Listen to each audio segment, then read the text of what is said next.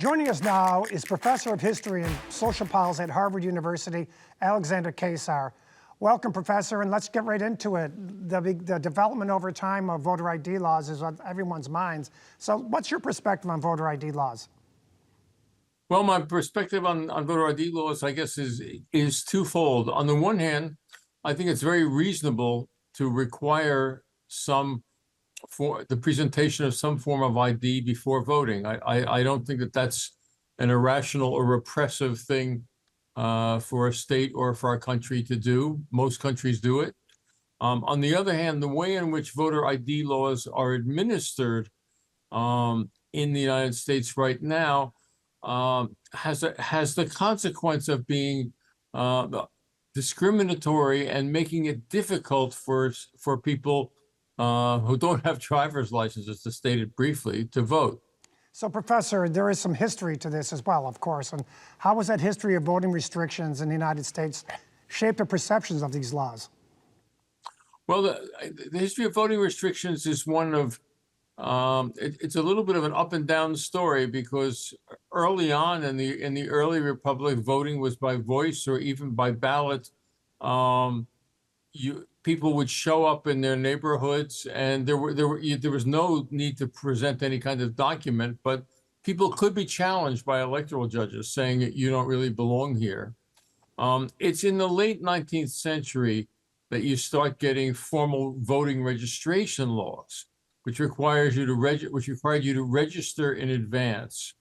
And then, as a sequel to that, the development of ID laws, that you had to present some document, particularly if you lived in a city. These were urban developments for the law initially, because of the realistic sense that in a city, not everybody was known to the election judges or to people around, and thus you had to present some form of ID. But the ID laws that we have now are, many of them are 20th century laws and mid-20th century laws. So what are some of the most common forms of voter fraud, and how often does it actually occur? Voter fraud is very rare in the United States. There's been study after study.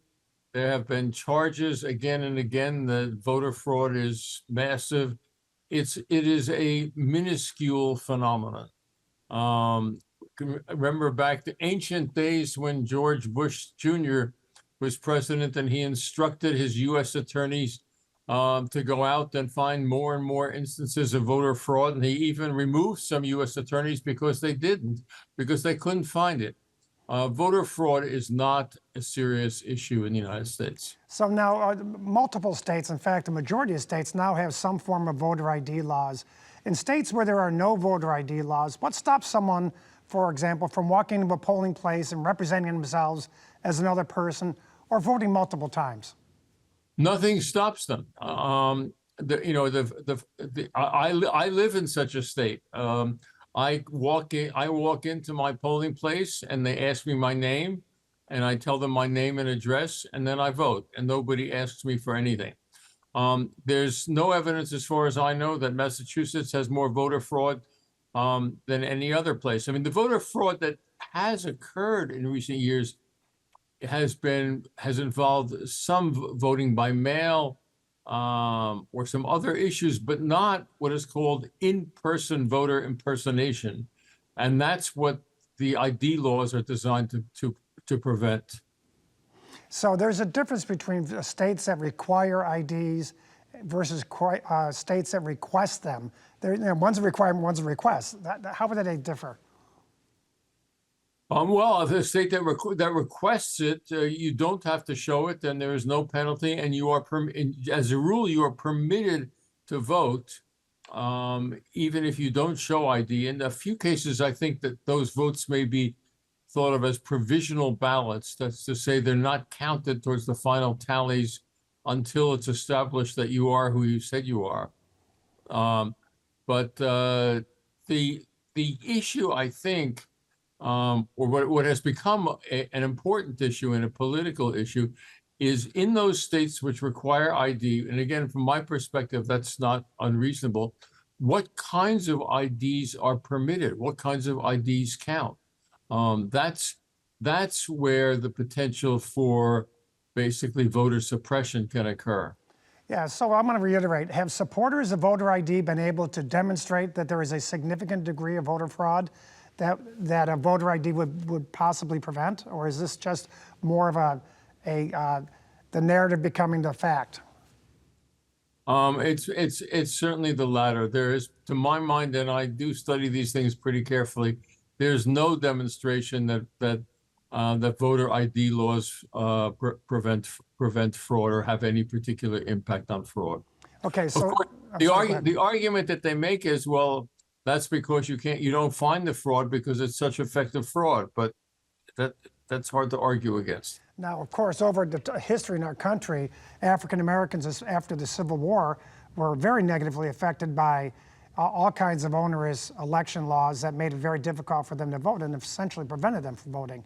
And that included IDs. But are there groups that are negatively affected by modern voter ID laws? Is it still minorities and less affluent people, if any? Yes, I mean, it is minorities and less affluent people. I think it's less affluent is actually the larger category.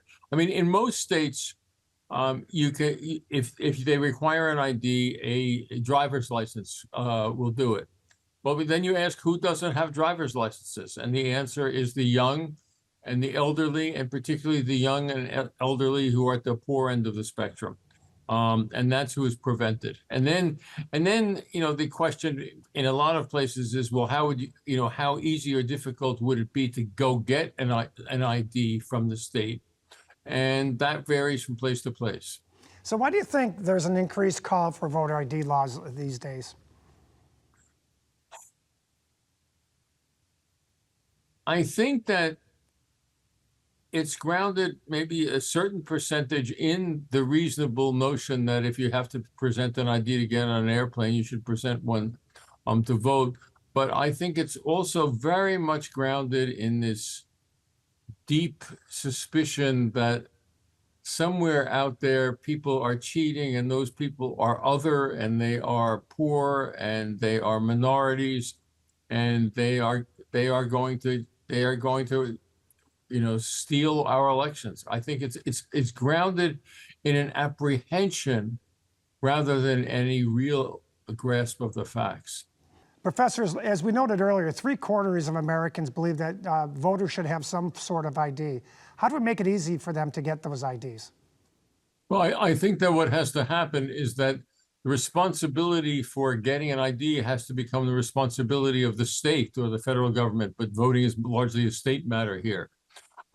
Rather than the responsibility of the individual to go hunt one down if they don't have a driver's license.